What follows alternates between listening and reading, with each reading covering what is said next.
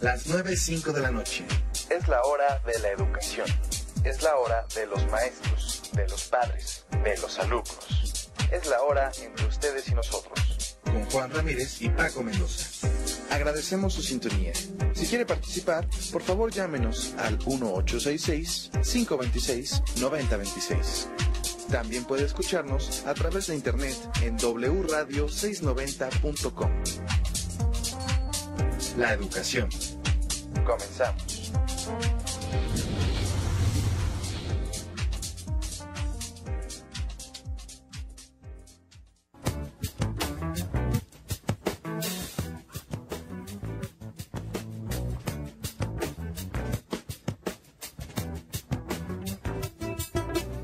En los jóvenes conocidos como los Dreamers, veo las mismas cualidades que Michelle y yo tratamos de inculcar en nuestras hijas. Respetan a sus padres, estudian para superarse y quieren aportar al único país que conocen y aman. Como padre, me inspiran.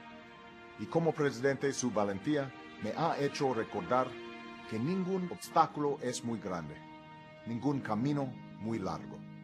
Soy Barack Obama y apruebo este mensaje. Muy buenas noches, espero que estén ustedes muy bien. Bienvenidos a su programa La Educación. Y con estas palabras de nuestro presidente Barack Obama relacionados con los Dreamers, iniciamos este programa. Muy buenas noches a todos ustedes. Juan Ramírez, vicepresidente del Sindicato de Maestros, ¿cómo estás? Bien, gracias, Paco. Mira, qué interesante lo que dijo el presidente, ¿verdad? Pues curioso, ¿no? Cómo reconocen el gran esfuerzo de los muchachos y si quieres al rato lo platicamos un poquito más, pero sí, es muy importante que él tenga esas ideas, porque, y no nada más por la elección, pero sí ha demostrado que tiene una tendencia a pensar y ayudar a la gente que en este caso necesitan ayuda a los Dreamers. Sí, son palabras que tienen un importante significado. Y a propósito de los Dreamers, quiero hacerles saber a ustedes que dos organizaciones, Hermandad Mexicana de Panorama City y el Frente Indígena de Organizaciones Binacionales, el FIOP, van a conceder un crédito de $1,000 a cada Dreamers, a cada soñador, a fin de que dispongan de los recursos necesarios para hacer todos los trámites relacionados con su legalización. Y bueno, pues hablando del presidente Obama, ayer declaró como monumento nacional la tumba de César Chávez, y él dijo que él pidió vivir, que se viva, que todos los que estamos aquí en Estados Unidos vivamos el ejemplo del máximo dirigente latino de Estados Unidos. Y con este propósito ya tenemos en la línea a Fernando Chávez, hijo de nuestro máximo líder, don César Chávez. Fernando, ¿cómo estás? Buenas noches, qué gusto saludarte. ¿Qué tal, Paco? ¿Cómo estás? Pues aquí me da mucho gusto y te agradezco mucho la atención de estar con nosotros. Y también quiero mandar un saludo a nuestros compañeros Yaro Celis y Roberto Flores, quienes están al frente de los controles. Y aquí a nuestro compañero que está aquí con nosotros en la cabina, Néstor Ernesto Valencia, que es el concejal de la ciudad de Bell. ¿Cómo estás, Fernando? Qué gusto saludarte. Paco, gracias, Estoy muy, muy bien. Oye, platícame. Ayer tuviste la oportunidad de hablar con el presidente Obama. Sí. Estuve con él como unos 10 o 15 minutos con el resto de mis hermanos y mis tías y pues platicamos poco de la historia de mi papá y el legado de mi papá. Fue bien interesante. ¿Qué fue lo que les dijo el presidente? Pues dijo que para él era un honor haber dedicado el monumento para no solamente para mi papá, pero para todas las gentes que trabajaron muy duro para darle una mejor vida a los campesinos y a los trabajadores en general. ¿Dónde está este monumento? Está en un lugar que se llama Nuestra Señora Reina de la Paz. Y le cambiaron el nombre. El nombre era un pueblito que se llamaba Keene, California, que está entre Bakersfield y Tehachapi. Uh-huh. Es un lugar donde el sindicato tenía su propio lugar para entrenar varias personas, para entrenar organizadores y dar clases de cultivos a los jóvenes. Oye, ¿desde cuándo se estableció ahí la sede del sindicato campesino? Ese lugar tiene más de 30 años, 35 años que se fundó. Oye, Y es un lugar bien bello, está en las montañas, y ahora que el gobierno lo ha dedicado, lo va a mantener el gobierno, el departamento de interior, va a mantener el lugar como un lugar de un parque nacional. es en las montañas de Tehachapi. Tehachapi. Sí. Oye, yo creo que fue muy interesante lo que dijo el presidente, porque él considera a tu papá, a César Chávez, como un defensor de trabajadores pobres y punto de partida del movimiento de derechos civiles significativos en la historia de Estados Unidos. Él dijo que César Chávez les dio una voz a los trabajadores pobres y despojados en todas partes. Y La Paz, ahí de la sede de la que estás hablando, dice que fue punto de partida de algunos de los movimientos de derechos civiles más significativos en la historia de Estados Unidos, y al designársele como monumento nacional se preservará y se compartirá el legado de Chávez para inspirar a las futuras generaciones. Verdad, es lo que dijo. Y pues claro, solamente para la familia fue un honor, pero también estuvieron como unos 1,500 trabajadores del campo que todavía siguen trabajando en el campo, que mucha gente había luchado con mi papá 30 o 40 años, pero en la cara se miraba el orgullo que tenían, sabiendo que ese lugar era no solamente nombrado para mi papá, pero también en honor de ellos como trabajadores que lucharon para una mejor vida, para educar a sus hijos y tener una mejor vida para todos los trabajadores. Y Barack no solamente dijo eso, también dijo algo muy importante, que mi papá, que comenzó con una persona con poca educación, es un ejemplo para otras personas que quizás que no saben que una persona sin mucha educación, con cantidad de determinación, una visión, puede lograr algo muy especial como logró mi papá para los trabajadores. Sí, sabes que eso es muy importante, porque yo cuando repasaba esto a los niños en la escuela y mirábamos, ¿no? Y la razón por qué llegó hasta cierto grado en la escuela, pero sí yo le enseñaba eso precisamente, de que la visión que tenía él, que no le impidió el no haber terminado la escuela, pero y yo claro que le mostraba siempre la diferencia que había entre mis alumnos, que ellos tienen la oportunidad de ir a la escuela, estar, y los trabajos que llevó tu papá para estar en la escuela, todo eso. Y sin embargo, él pudo lograr algo que ahora todos los latinos nos sentimos orgullosos. Oye, ¿hasta qué año estudió tu papá, Fernando? Mi papá terminó la primaria solamente, pero la diferencia era esa, mira, mi papá solamente terminó la primaria, pero mi papá era una persona que leía increíble, y leía de todo, de historia, de biografías de personas famosas, de asuntos de negocio. Es lo que mi papá, yo creo que esa es la diferencia, ¿eh? No era una persona que tenía una educación formal, pero estaba muy educado en que leía, pero increíbles cantidades de libros que él leía, eran libros extraordinarios. Era autodidacta.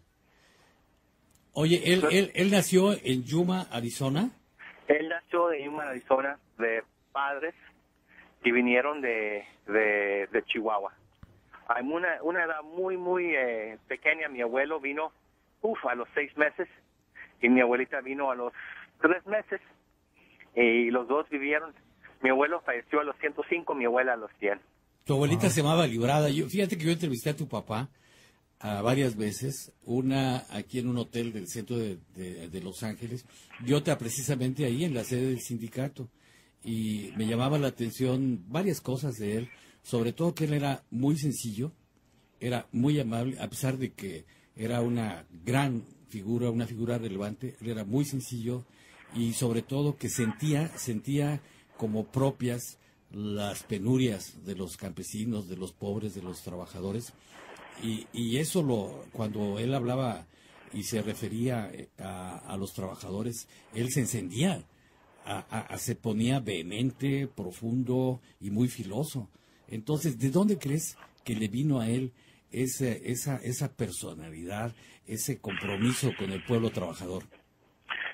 Y esa es una pregunta mucha gente gustaría saber. Realmente no sé qué fue lo que lo motivó. Sabemos que tuvo unas experiencias muy, muy impresionantes de joven, de discriminación, no solamente contra él y su familia, porque eran campesinos, también por asuntos raciales, y quizás que eso tuvo un impacto muy, muy fuerte. Pero a la misma vez hay mucha gente que ha sufrido eso. No sé qué decirte, cómo es. Sabes, cada siglo nace una persona o personas que están motivados por razones de espíritu. La Madre Teresa, mi papá, Martin Luther King, otros de Benito Juárez, gente increíble que se dedicó a mejorar la vida de otras personas. Oye, ¿cuántas huelgas de hambre realizó tu padre? Hubo una muy famosa que incluso hizo que miembros de la familia Kennedy vinieran a estar con él, apoyarlo y solidarizarse con él.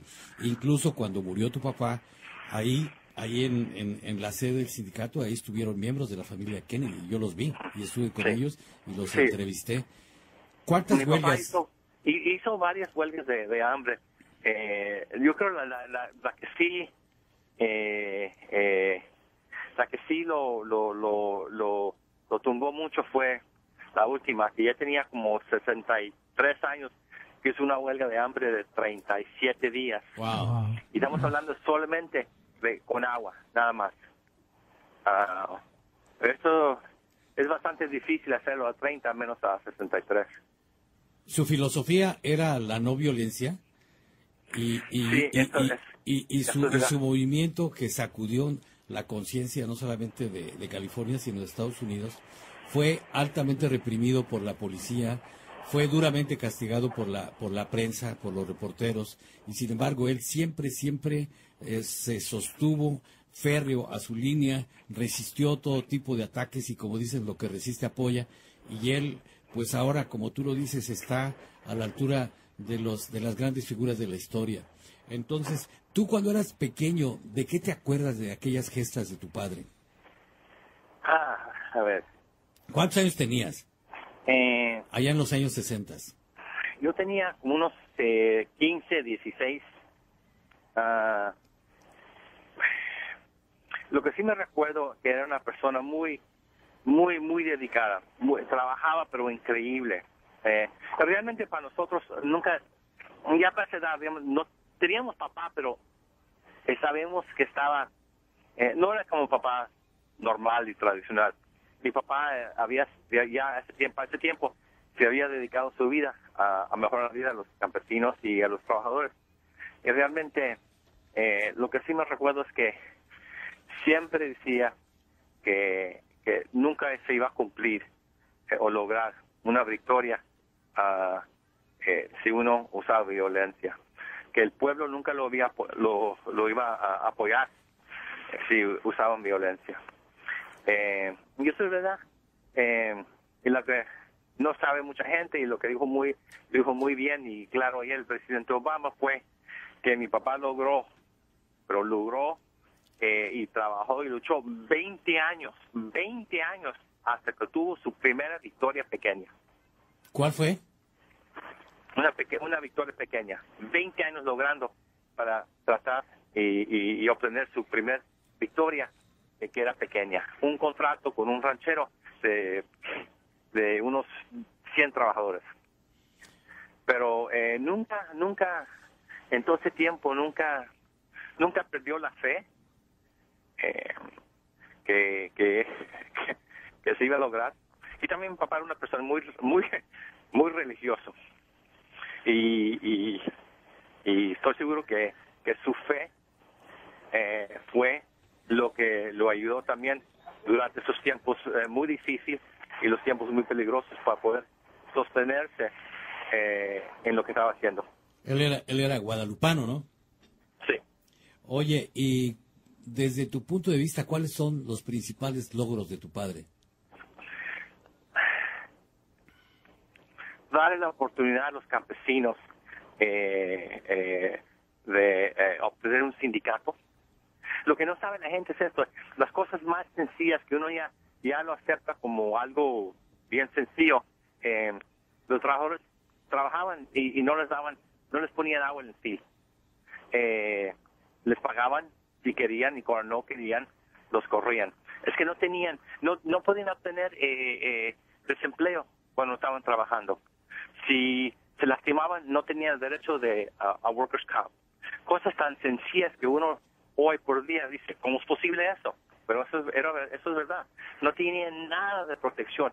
Era la gente que le daba de comer a este país y era la gente que sufría más. O sea, no tenía salario mínimo básico ni acceso a los cuidados médicos. Porque la ley federal no cubría a los campesinos. La ley laboral no cubría a los campesinos. La ley de salud no cubría a los campesinos. La ley de desempleo no cubría al campesino. Es que estaban excluyendo los rancheros y las compañías de agricultura tenían un lobby tan fuerte que excluyeron al campesino el derecho de que todos los trabajadores lo aceptaban como algo de derecho que no tenían los campesinos. Hoy también fue muy fuerte la lucha de él en contra del uso de pesticidas en el campo y aquí en Los Ángeles él vino a encabezar protestas en contra de Bonds para que no compraran sobre todo las uvas que tenían pesticidas. Y yo recuerdo que en una ocasión llevó a sus nietas, que en aquellos años estaban muy chiquillas, ahora ya han de ser unas jovencitas, pero fue muy fuerte la lucha de tu papá en contra del uso de pesticidas. Sí, fue uno de los primeros, como dicen en español, environmentalist en el país, cuando comenzó su campaña contra fertilizantes y químicos que usaban, que estaban dañando a los campesinos. Porque realmente a ese punto a nadie le importaba la salud del campesino, nos importaba si las pesticidas eran buenas para las verduras, para las frutas, sin tomar en cuenta qué daño le podía hacer, no solamente al trabajador, pero a la familia, cuando llevaba ese polvo de pesticida a la casa, que los niños se acercaban a los padres y las madres se acercaban a sus esposos, el peligro y el daño que le estaba haciendo a toda la familia.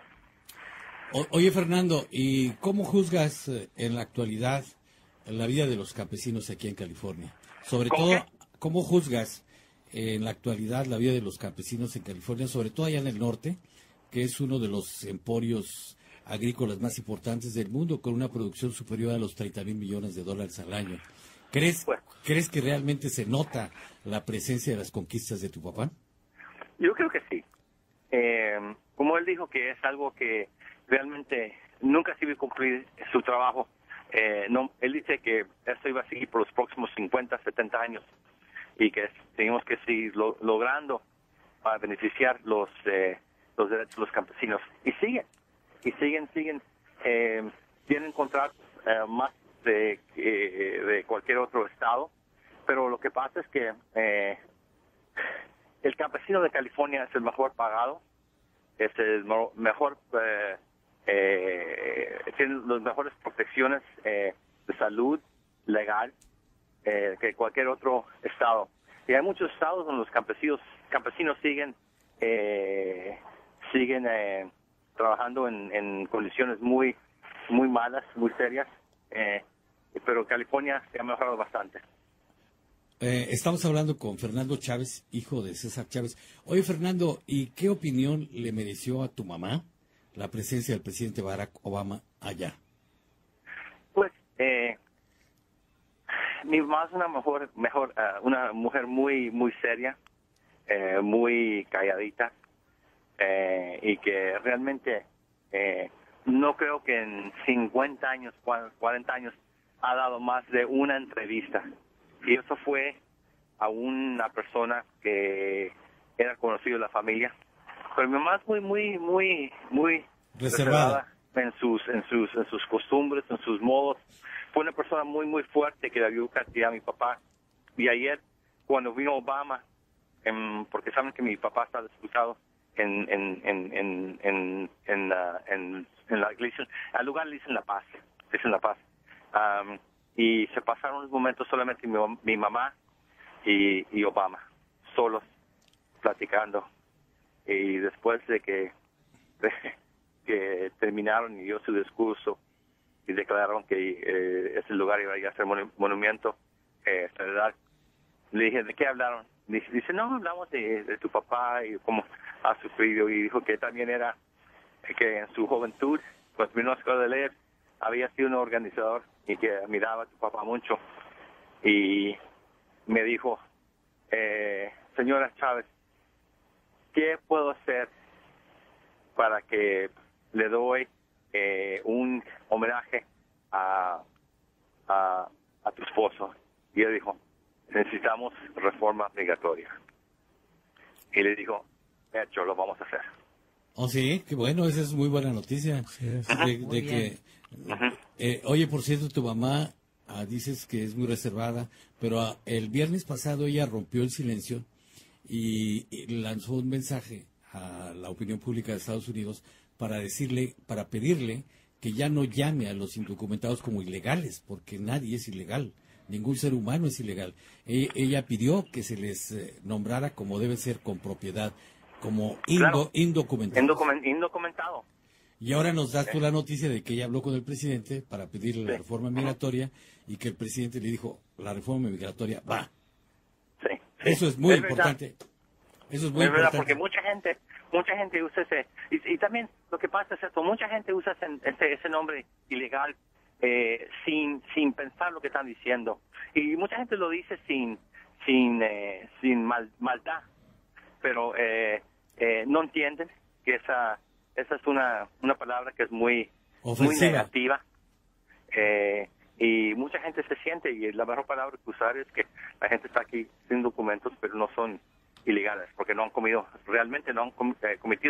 ni un delito. Vienen a trabajar y están dando una contribución al país. Ellos dan más de lo que sacan de la economía de este país. Oye, Fernando, ¿cuántos hermanos fueron ustedes? Éramos 8. Y de los 8, ¿alguno tuvo la pasta de tu papá para ser dirigente social? El único que, pues tengo 2 hermanos que siguen trabajando con el sindicato. Mi hermano trabaja, que es uno de los directores de una rama del sindicato. Pero yo me dediqué a leer, soy abogado y les ayudo al sindicato, pero realmente yo no estoy envuelto en las operaciones del día al día. Oye, recuerdo que la última vez que yo vi a tu papá ahí en la sede del sindicato, ese día peleaba Julio César Chávez y me decía, pues en la noche me voy a ir a ver a pelear a mi tocayo. que era cotacho de Julio César Chávez. Oye, finalmente, ¿cuál es el mensaje que le mandas a nuestra gente, a la gente que te está escuchando, a la gente que admira mucho a tu papá? Pues en ese momento tú sabes que la gente debe en asuntos de Dreamers, hablaste un poco cuando comenzó el programa, es una buena oportunidad por muchos jóvenes que entraron a este país, que vinieron porque sus padres los trajeron, que se pongan a ver cómo pueden hacer su aplicación. Yo sé que no es barato, pero les da una oportunidad. Yo sé que mucha gente tiene miedo, pero yo creo que es una buena oportunidad, porque lo que pasa es esto, es que nosotros estamos ayudando a bastante gente, y hay muchos jóvenes que están estudiando, que están en college, pues no pueden aplicar por becas federales porque no están aquí legalmente, y con esto les va a dar la oportunidad de aplicar por becas que les va a ayudar en su futuro. So, les digo para todas las gentes que son Dreamers, a ver si consiguen a un lugar que lo hace por gratis, si no, que estoy seguro que hay abogados que lo están haciendo por un descuento, que vayan y traten de arreglar su aplicación, porque es una buena oportunidad. Y yo creo que en el futuro, si gana Obama, yo creo que va a ganar. Yo creo que vamos a ver una reforma migratoria. en 2013. Oye, ¿tú como abogado estás ayudando a los Dreamers? Sí. Ujú. ¿De qué manera? Pues, tenemos estamos dando seminarios cada semana, ayudándole a los jóvenes a llenar sus aplicaciones. Lo que pasa es difícil porque es fácil, pero mucha gente tiene miedo porque no saben lo que va a pasar. 1, 2. Y es fácil, pero para llenar las aplicaciones, uno tiene que estar seguro que lo está haciendo correcto, porque si no, si se la negan, no tienen una oportunidad para hacer una apelación si le negan la aplicación. Por eso es un proceso bastante lento. Tengo entendido que solamente han aplicado como unos 80,000 personas y hay más de 1,400,000 o 1,500,000 personas, 1,5 millones, quiero decir, que están elegibles y solamente han aplicado. En estos primeros meses solamente unos 80,000 personas. Oye, Fernando, las personas interesadas en llamar a tu despacho, ¿cuál es tu teléfono? Estamos te voy a dar el 800. 1-800-833-8386. ¿Lo repites, por favor? 1-800-833-8386. Muy bien, Fernando. Oye, pues aquí el concejal de Bell, Ernesto Valencia, quiere hacerte una pregunta. Ok. Buenas noches, señor Chávez. Me da mucho orgullo y tengo este honor de hablar con usted esta noche. Usted habló de tu papá, que fíjese, gente como yo soy inmigrante de México y surgí aquí al colegio. Lo que yo supe de chiquito era, o sea, cuando nos trajeron a este país, que tu papá puso toda su alma para los campesinos, pero quería hacer este comentario. Él nomás no tocó con los campesinos, él tocó el corazón de los derechos de los humanos, el derecho del trabajador. Y me da mucha emoción hablar de eso, porque yo cuando fui al colegio, fui a San Jose State University, fui con esa mente, que aunque no fui yo bien estudiante en la prepa, supe que podía ser pensando en tu familia, pensando de tu papá, señor César Estrada Chávez. Y quiero yo decirte que pues muchas gracias, darte las gracias a ti, el sacrificio que asistes, a tu familia. Como tú dijiste anteriormente, tu papá no fue el tradicional papá, pero sé que dio mucho para esta sociedad, para todo el mundo, la verdad. Y te lo agradezco mucho. Gracias. Y que Pues viva gracias. tu papá, Gracias. viva Chávez. Sí, gracias. Mira, Paco. Sí, aquí, Gracias. a ver, se quiere despedir de ti Juan Ramírez, vicepresidente del Sindicato de Maestros aquí de Los Ángeles. Okay. Mira, había comentado con Paco anteriormente, en los libros aquí de texto, no ha habido hasta ahora esto en la historia, y creo que es muy importante. Yo como maestro siempre lo usé como ejemplo para mis estudiantes, pero no lo hacían todos los maestros porque no estaba en los libros de texto. Platicamos Oye, Fernando, te comento de que a partir del próximo año escolar, las niñas y niños de los grados 7 al 12 de las escuelas públicas de California van a tener la oportunidad de aprender una parte de la historia poco conocida hasta ahora, como es la historia de los braceros. Qué bueno. Y eso se debe a que... Es importante saber esa historia. Sí, a que el gobernador Brown firmó el pasado 28 de agosto la propuesta de ley SB 993 del senador estatal Kevin de León. Vamos a hablar un poquito más adelante acerca de esto. Y bueno, Fernando Chávez, te agradecemos mucho tu tiempo y tus comentarios muy valiosos. Gracias, como siempre. Un abrazo. Gracias, Paco. Muy buenas Hasta noches. luego. hasta luego.